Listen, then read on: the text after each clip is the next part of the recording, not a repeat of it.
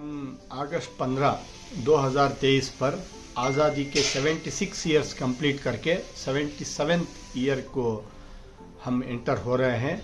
1947 अगस्त 15 को ये जो हिंदुस्तान है, इंडिया जो है ब्रिटिशों से आज़ाद हुआ, ये बहुत अच्छा सुनहरा मौका भी है।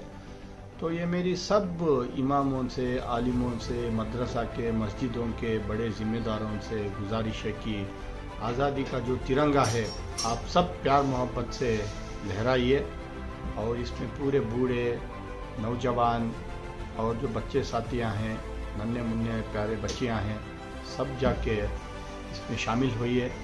आज़ादी जो है हिंदुस्तान को बहुत मेहनत और मुशक्क़त से मिला।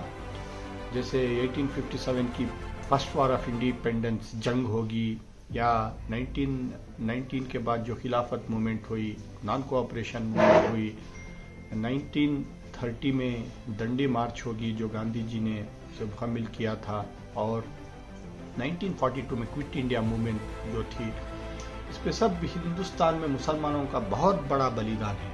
तो आफ्टर इंडिपेंडेंस ऑल्सो जैसे रफ़ी अहमद किदवाई थे, खान अब्दुल गफ्फार खान साहब थे, मौलाना अब्दुल कलाम आज़ाद सर थे, और बहुत सारे मुसलमान जो आलिमान थे और जो पढ़े लिखे थे, इंटेलेक्चुअल्स थे, लॉयर्स थे, एजुकेशनलिस्ट थे, हिंदुस्तान को बहुत आगे ले जाने के लिए उन्होंने मेहनत किया है। मैं अभी बोल रहा था, Maulana Abdul Kalam Azad first education minister of India, Rafi Ahmed Kidwai is the first agriculture minister of India, उसके बाद जाकिर हुसैन, अब फ़खरुद्दीन अली अहमद और हमारे APJ अब्दुल कलाम, ऐसे बहुत सारे प्रेसिडेंट ऑफ इंडिया भी हमारे कौम से हुए हैं। तो आज़ादी के जंग में 1857 में जब बहादुर शाह जफर को सरजमीन हिंदुस्तान का बादशाह बनाया गया था, तो उनके पूरे ख़ानदान वालों को, उनके पूरे उम्मत के जो मुसलमानों के लोग हैं, इनको लाल किला में, रंगून में, आगरा में, दिल्ली में खुलेआम कत्ल किया गया था ब्रिटिशों में। और आज़ादी के जंग में तो आपको पता है मुसलमानों का कितना बड़ा सैक्रिफाइस है। Sir Syed Ahmad Khan first university बनाए अलीगढ़ में, और उसके बाद आपको अगर देखेंगे तो मौलाना हजरत मोहानी थे, और उसके साथ अशफाकुल्ला खान रेवोल्यूशनरी टेररिस्ट थे।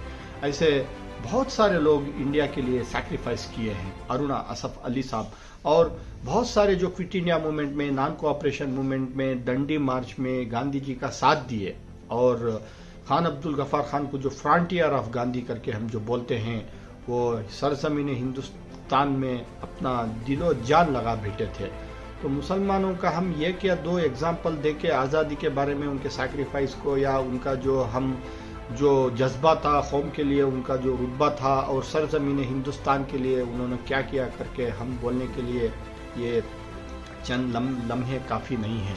तो ये मेरी आप सबसे गुजारिश है कि आप आज़ादी के इस अच्छे सुनहरे मौके पे जाइए। आप हरा तिरंगा जो है, हर घर में तिरंगा करके जो बोलते हैं, इसे अपनाइए अपने घर में, अपने मुल्क में, अपने कारोबार में, अपने दुकानों में, और जहाँ जहाँ आपके रिश्तेदार हैं, इन सबको ये जो है आज़ादी का तिरंगा लहराने का आप उनको नसीहत दीजिए।